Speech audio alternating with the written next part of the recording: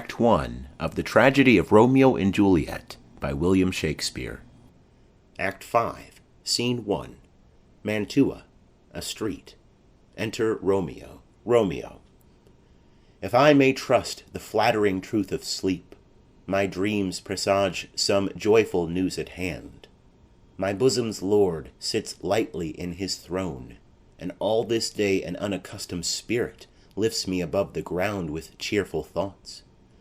I dreamt my lady came and found me dead, strange dream that gives a dead man leave to think, and breathed such life with kisses in my lips, that I revived and was an emperor. Ah me, how sweet is love itself possessed, but when love's shadows are so rich in joy. Enter Romeo's man, Balthazar, booted. News from Verona. How now, Balthazar? Dost thou not bring me letters from the friar? How doth my lady? Is my father well? How fares my Juliet? That I ask again, for nothing can be ill if she be well. Man. Then she is well, and nothing can be ill. Her body sleeps in Capel's monument, and her immortal part with angels lives. I saw her laid low in her kindred's vault, and presently took post to tell it you. O pardon me for bringing these ill news, since you did leave it for my office, sir. Romeo. Is it e'en so? Then I defy you, stars. Thou knowest my lodging.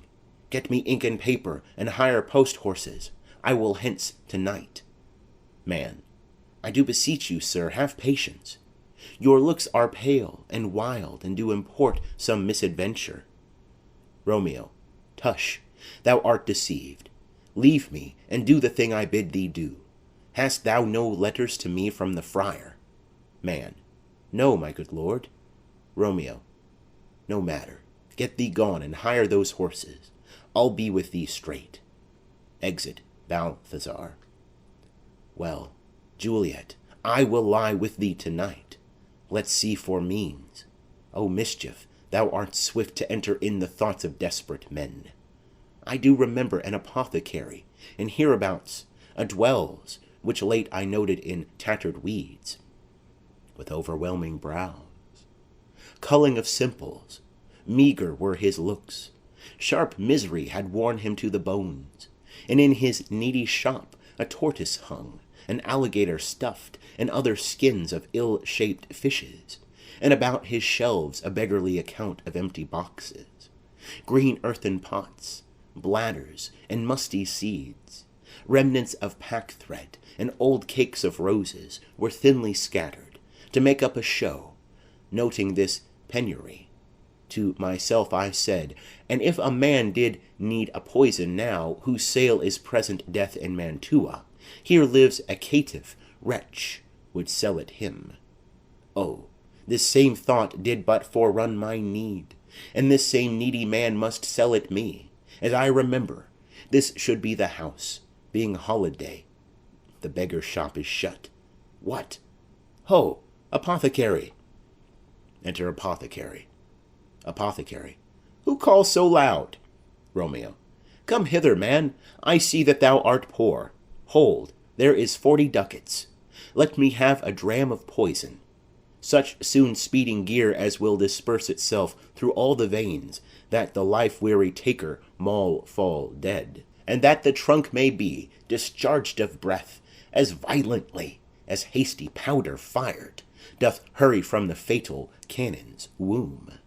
Apothecary. Such mortal drugs I have, but Mantua's law is death to any he that utters them. Romeo. Art thou so barren full of wretchedness and fearest to die? Famine is in thy cheeks. Need and oppression starveth in thine eyes. Contempt and beggary hangs upon thy back. The world is not thy friend, nor the world's law. The world affords no law to make thee rich. Then be not poor, but break it, and take this. Apothecary. My poverty, but not my will, consents. Romeo. I pay thy poverty, and not thy will. Apothecary. Put this in any liquid thing you will, and drink it off, and if you had the strength of 20 men, it would dispatch you straight. Romeo, there is thy gold, worse poison to men's souls, doing more murther in this loathsome world than these poor compounds that thou mayest not sell. I sell thee poison, thou hast sold me none. Farewell, buy food and get thyself in flesh. Come, cordial and not poison, go with me to Juliet's grave, for there must I use thee. Exeunt. Scene 2. Verona. Friar Lawrence's cell.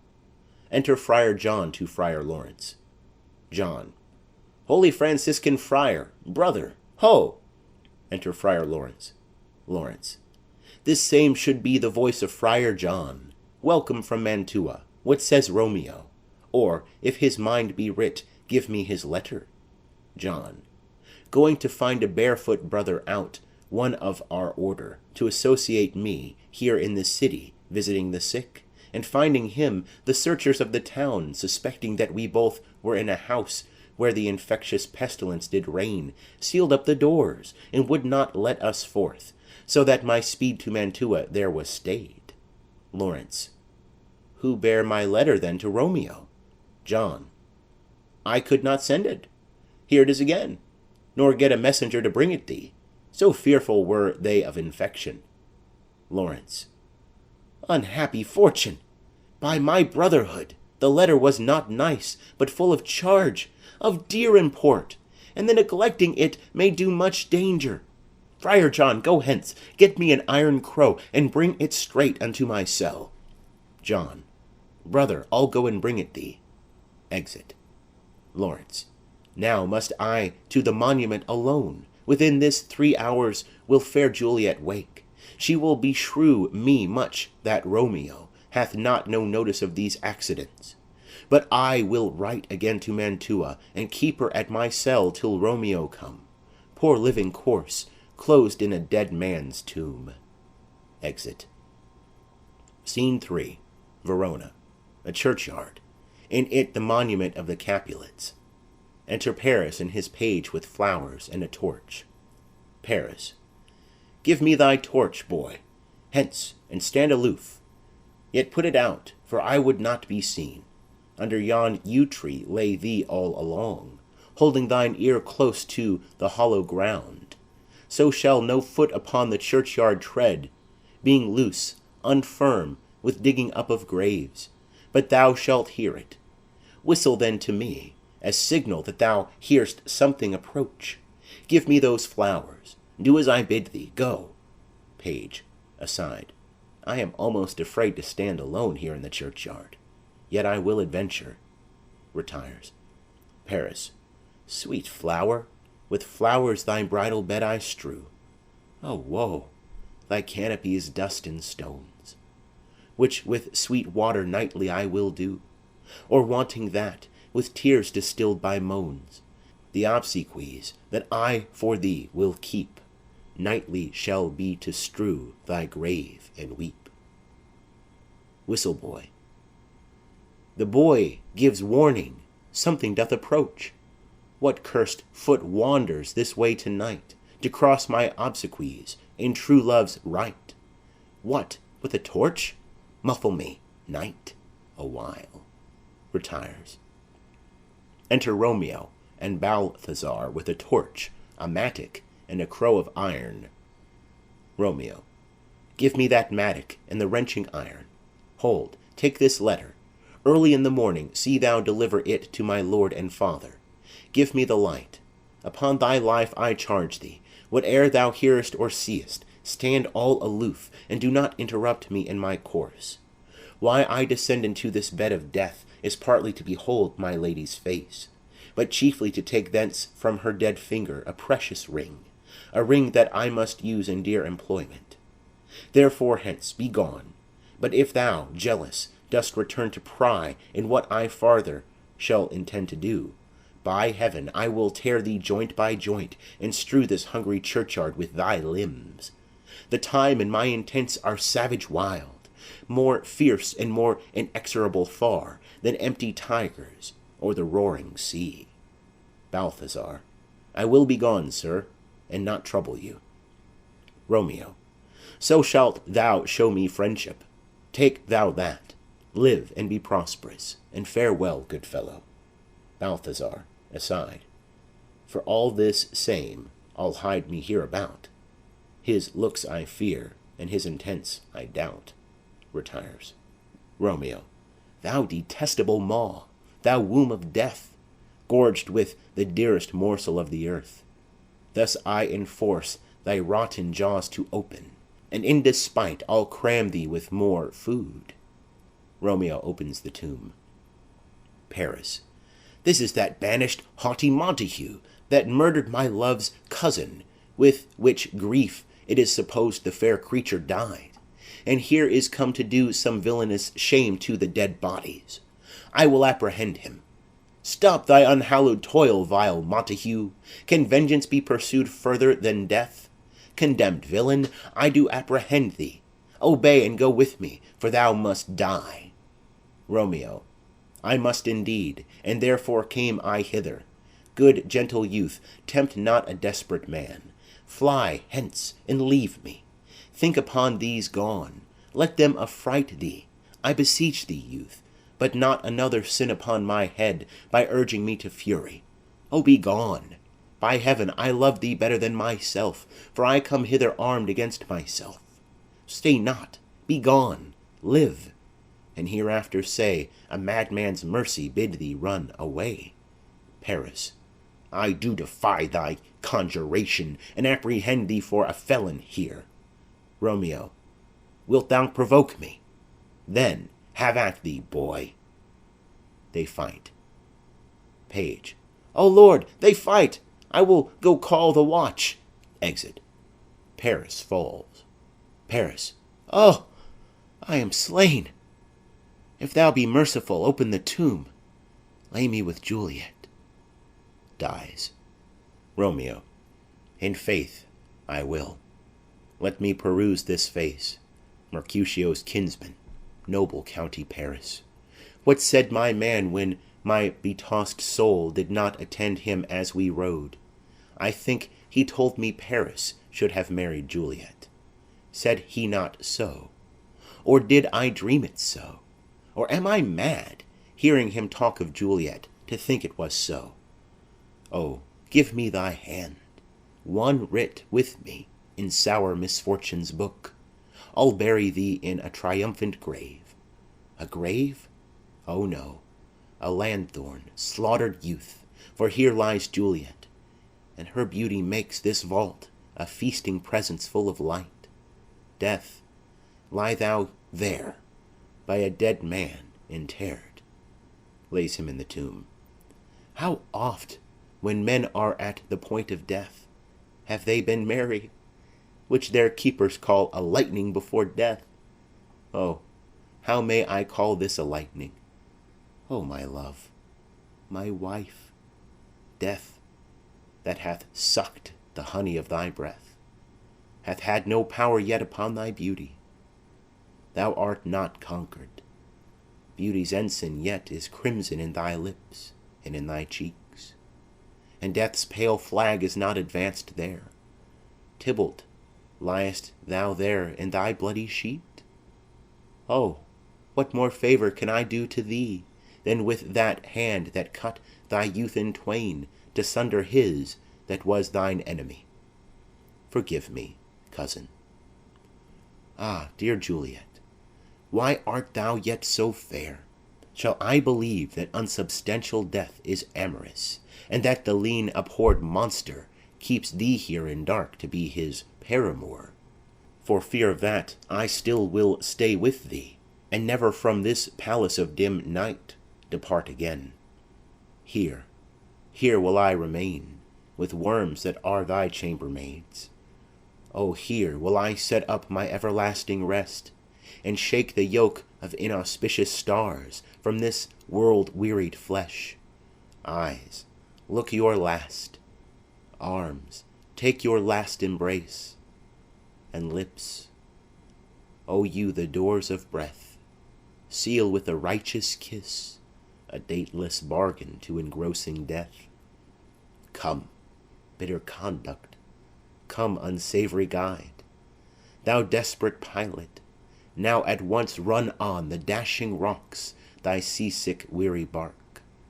Here's to my love. Drinks. Oh, true apothecary, thy drugs are quick. Thus with a kiss I die. Falls. Enter Friar Lawrence with lanthorn, crow, and spade. Friar. Saint Francis be my speed! How oft to-night have my old feet stumbled at graves! Who's there? Balthazar. Here's one, a friend, and one that knows you well. Friar. Bliss be upon you. Tell me, good my friend, what torch is yond that vainly lends his light to grubs and eyeless skulls? As I discern, it burneth in the Capel's monument. Balthazar. It doth so, holy sir, and there's my master, one that you love. Friar. Who is it? Balthazar. Romeo. Friar. How long hath he been there? Balthazar. Full half an hour. Friar. Go with me to the vault. Balthazar. I dare not, sir.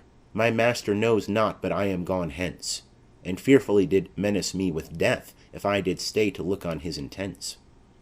Friar. Stay then. I'll go alone. Fear comes upon me. Oh, much I fear some ill unthrifty thing. Balthazar. As I did sleep under this yew tree here, I dreamt my master and another fought, and that my master slew him. Friar. Romeo! Alack, alack! What blood is this which stains the stony entrance of this sepulchre? What mean these masterless and gory swords to lie discolored by this place of peace? Enters the tomb. Romeo? Oh, pale! Who else? What? Paris too? And steeped in blood? Ah, what an unkind hour is guilty of this lamentable chance! The lady stirs. Juliet rises. Juliet. Oh, comfortable friar, where's my lord? I do remember well where I should be, and there I am. Where is my Romeo? Friar. I hear some noise. Lady, come from that nest of death, contagion and unnatural sleep. A greater power than we can contradict hath thwarted our intents. Come, come away. Thy husband in thy bosom there lies dead, and Paris too. Come, I'll dispose of thee among a sisterhood of holy nuns. Stay not to question, for the watch is coming. Come, go, good Juliet, I dare no longer stay. Juliet. Go, get thee hence, for I will not away. Exit Friar. What's here? A cup? Closed in my true love's hand? Poison, I see, hath been his timeless end. O churl, drunk all, and left no friendly drop to help me after? I will kiss thy lips. Haply some poison yet doth hang on them, to make me die with a restorative. Kisses him. Thy lips are warm. Chief watch, within. Lead, boy, which way?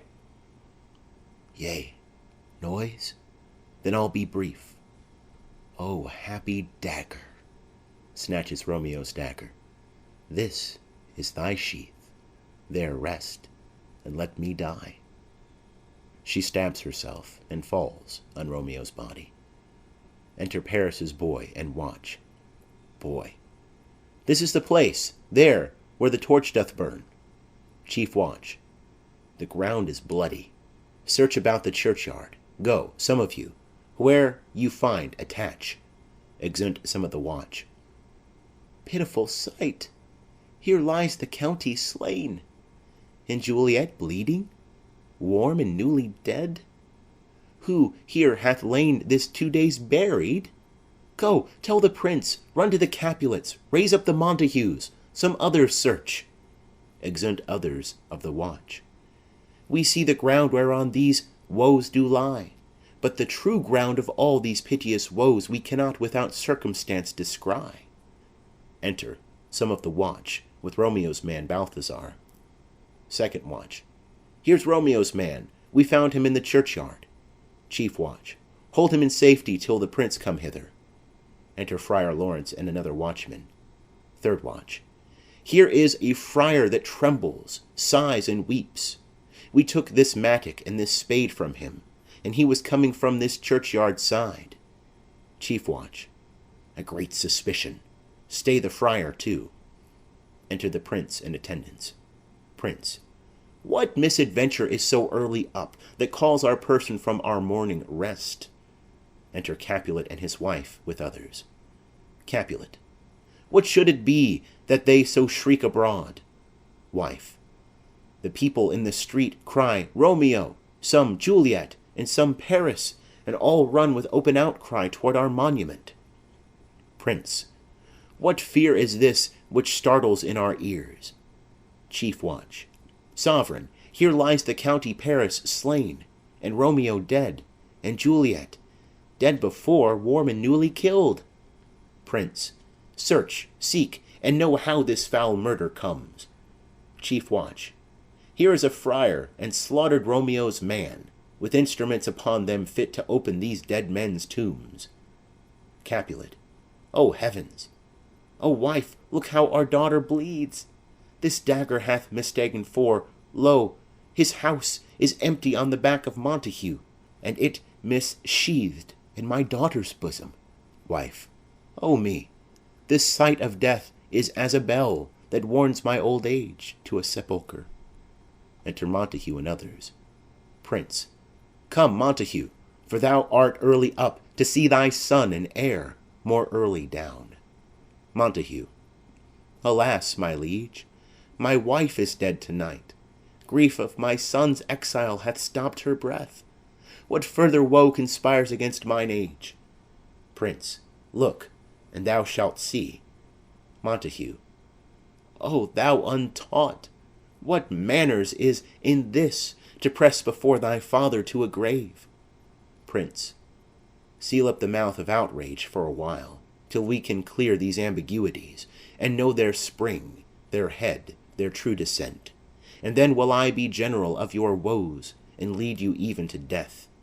Meantime forbear, and let mischance be slave to patience. Bring forth the parties of suspicion. Friar. I am the greatest, able to do least, yet most suspected, as the time and place doth make against me of this direful murther.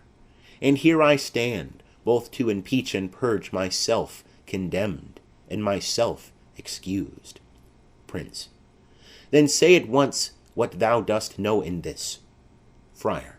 I will be brief, for my short date of breath is not so long as is a tedious tale. Romeo, there dead, was husband to that Juliet, and she, there dead, that Romeo's faithful wife. I married them, and their stolen marriage day was Tybalt's doomsday, whose untimely death banished the new-made bridegroom from this city, for whom, and not for Tybalt, Juliet pined. You, to remove that siege of grief from her, betrothed, and would have married her perforce to county Paris. Then comes she to me, and with wild looks bid me devise some mean to rid her from this second marriage. Or in my cell there would she kill herself. Then gave I her, so tutored by my art, a sleeping potion, which so took effect as I intended, for it wrought on her the form of death. Meantime I writ to Romeo that he should hither come as this dire night to help to take her from her borrowed grave, being the time the potion's force should cease. But he which bore my letter, Friar John, was stayed by accident, and yesternight returned my letter back. Then all alone at the prefixed hour of her waking came I to take her from her kindred's vault, meaning to keep her closely at my cell, till I conveniently could send to Romeo. But when I came, some minute ere the time of her awaking, here untimely lay the noble Paris and true Romeo dead. She wakes, and I entreated her come forth, and bear this work of heaven with patience. And then a noise did scare me from the tomb, and she, too desperate, would not go with me, but, as it seems, did violence on herself. All this I know, and to the marriage her nurse is privy. And if aught in this miscarried by my fault, let my old life be sacrificed some hour before his time unto the rigor of severest law. Prince, we still have known thee for a holy man. Where's Romeo's man? What can he say in this? Balthazar, I brought my master news of Juliet's death, and then in post he came from Mantua to this same place, to this same monument. This letter he early bid me give his father, and threatened me with death, going in the vault, if I departed not and left him there. Prince, give me the letter. I will look on it. Where is the county's page that raised the watch? Sirrah, what made your master in this place? Boy, he came with flowers to strew his lady's grave, and bid me stand aloof, and so I did. Anon comes one with light to ope the tomb, and by my master drew on him. And then I ran away to call the watch. Prince, this letter doth make good the friar's words, their course of love, the tidings of her death. And here he writes that he did buy a poison of a poor apothecary, and therewithal came to this vault to die, and lie with Juliet. Where be these enemies? Capulet, Montague, see what a scourge is laid upon your hate, that heaven finds means to kill your joys with love. And I, for winking at you discords too, have lost a brace of kinsmen. All are punished. Capulet, O brother Montague, give me thy hand. This is my daughter's jointure, for no more can I demand. Montague, but I can give thee more, for I will raise her statue in pure gold, that whiles Verona by that name is known, there shall no figure at such rate be set as that of true and faithful Juliet. Capulet, as rich shall Romeo's by his ladies lie, poor sacrifices of our enmity. Prince, a glooming peace this morning with it brings. The sun for sorrow will not show his head. Go hence, to have more talk of these sad things. Some shall be pardoned, and some punished. For never was a story of more woe than this of Juliet and her Romeo. Exeunt omnes. The end.